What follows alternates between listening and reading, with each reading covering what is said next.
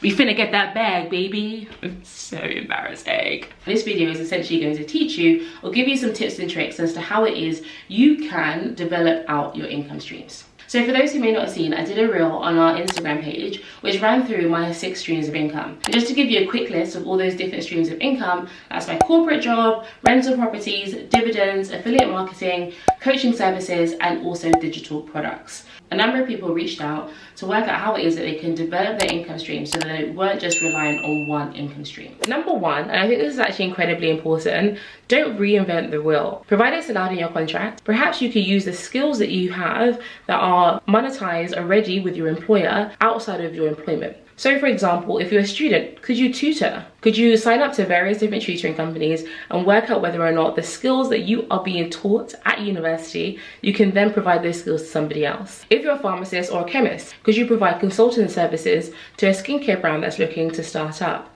Think about what it is that you have skills that are specifically unique to you that you could then monetize outside of your current role. Number 2, focus on your gifts and the things that come naturally to you. If you're not sure what your gifts are and the things that come naturally to you, think about the things that everybody in your friendship group or in your family comes to you for.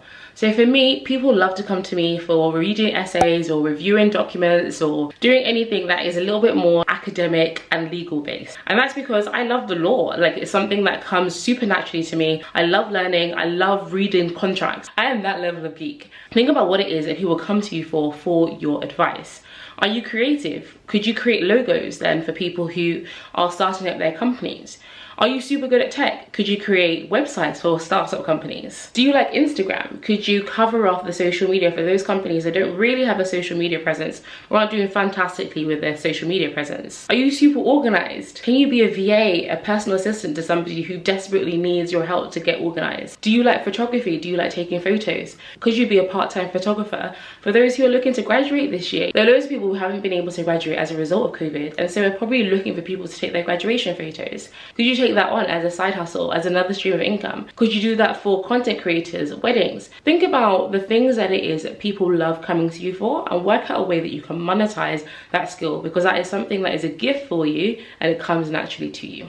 Number 3, create pipelines rather than hard work. So for those who may not have seen this video, and this is a video running through how it is I got started investing in property, I read Rich Dad Poor Dad, and I listened to a podcast from a lady called Courtney Sanders. Definitely go and watch her on YouTube and also listen to her podcasts. And we actually have a link down below of all of the podcasts that we've listened to that we think will be very beneficial to everybody else. And she features a lot. On one of her podcast episodes, she was running through from Robert Kiyosaki, who is the author of Rich Dad Poor Dad. And that book is called Cash Flow Quadrant. And if you are not following us on Instagram, you may have missed our live, and that live ran through this idea of creating pipelines rather than hard work. I can't take any credit for this analogy, but in essence, there was a story that he told at the beginning of the book, which is where 2 people were given a task of bringing water to a village. Prior to this, there was a massive problem that the villagers were unable to get water unless it rained, or if they trekked all the way down to the lake to be able to get water.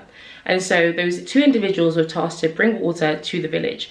And whoever it was that was able to do so would then be able to get the contract for supplying water to the village. The first person decided that he would wake up super early in the morning and he would trek down 30 minutes to haul water from the lake to the village. And he got started straight away. He was able to generate income from the beginning because he put in that hard work. However, the second person created a system. What he did is that he decided that he was going to take 6 months to speak to individuals and work out with other infrastructure builders so that he could create a pipeline from the lake to the village. While he wasn't able to generate income from the beginning, he was able to generate income 6 months after without having to do all of the hard work that the other individual did. He didn't have to wake up at 6 a.m. or 5 a.m, haul water all the way from the lake to the village. Instead, all he had to do was make sure that the pipeline itself was working. So the villagers got running water, fresh water, directly to their houses. And so as a result, the individual that created the pipeline was able to generate more income and do all of this work without having to be there. He could quite easily delegate those tasks to somebody else. And so what Robert Kiyosaki says, I hope that's how you pronounce his name, I feel like I'm saying it wrong.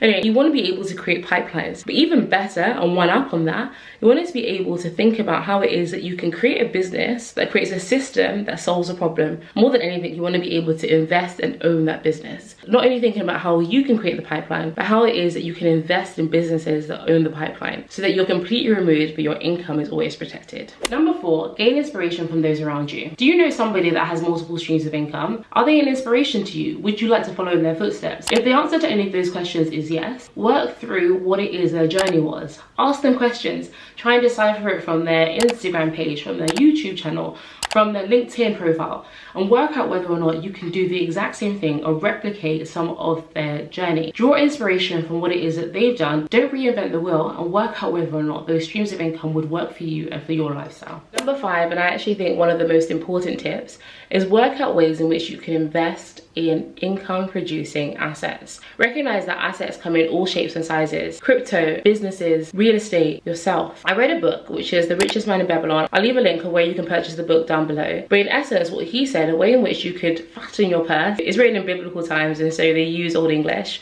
but the way in which you can build out your streams of income, you invest at least 10% of your income. That can be in yourself, in businesses, stocks and shares, real estate. Make sure that you are looking to work out how it is that you can develop those assets and your asset portfolio so that you are able to increase your money amounts and also allow your money to work for you. One of the best investments that you can do is in yourself. Upskill, do courses, learn, read books, listen to podcasts, immerse yourself and network with individuals that are far above where you are so that you're consistently learning and you're consistently doing better for yourself. Those are the tips that I would give you if you are looking to build out your streams of income. In particular, this one, which is investing and using your income to either invest in yourself or income producing assets. That's it, guys. Those are the tips that I would give you if you were looking to build out your streams of income. Let us know in the comments down below if there are any ways that you have built out your streams of income. And also, actually, if you made it to this part of the video, please put down in the comments, I will create X amount of income streams this year. I'm actually looking to increase the number of streams of income that I have to 2 additional ones, so stay tuned for that. It's going to be really interesting. So I'm going to be putting down in the comments, I will have 8 streams of income at the end of this year. Make sure you like this video, comment down below, subscribe to our channel, share this with anybody who might find this useful, and we'll see you next time. Thanks so much, guys. Bye.